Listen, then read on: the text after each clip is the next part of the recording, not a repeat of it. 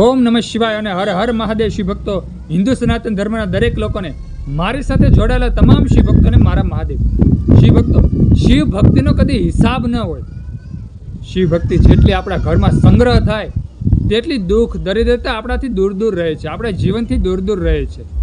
જેવી રીતે આપણે નાણું ભેગું કરીએ છીએ, ધન ભેગું કરીએ છીએ, આપણને એમ છે કે આપણે નાણું અને ધન આપણા જીવનમાં વધારે છે તો આપણું જીવન સુખમય બની જશે, એવું વિચારી અને આપણે ધન એકત્રિત કરીએ છીએ.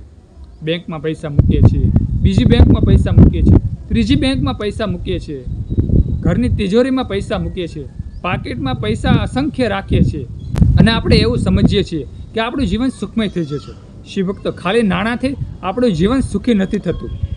જો આપણે સર્વ સંપન્ન બનવું હોય, સર્વ સુખોની પ્રાપ્તિ કરવી હોય તો ઘરમાં શિવ ભક્તિ એકત્રિત કરવી, કુંભઘડો ભરેલો રાખવો, ભક્તિનો કુંભઘડો ભરેલો રાખવો. અને જેટલી વધારે શિવ ભક્તિ આપણા ઘરમાં સંગ્રહ થશે તેટલું જ આપણું જીવન સુખમય બનશે. તો હંમેશા આપણે એમ કહેવાય કે જ્યારે પણ આપણા જીવનમાં મોકો મળે, જ્યારે પણ આપણે ફ્રી હોઈએ, નવરાશની પળો હોય, ત્યારે આપણે ભગવાન શિવજીનું આરાધન કરવું. નિત્ય એમ કહેવાય, જ્યારે આપણે સમય મળે ત્યારે ઓમ નમઃ શિવાયના જાપ કરવા, હર હર મહાદેવ હરના નાદ ગુંજાવવા. મનમાં આપણે સતત ચિંતનન કરવું.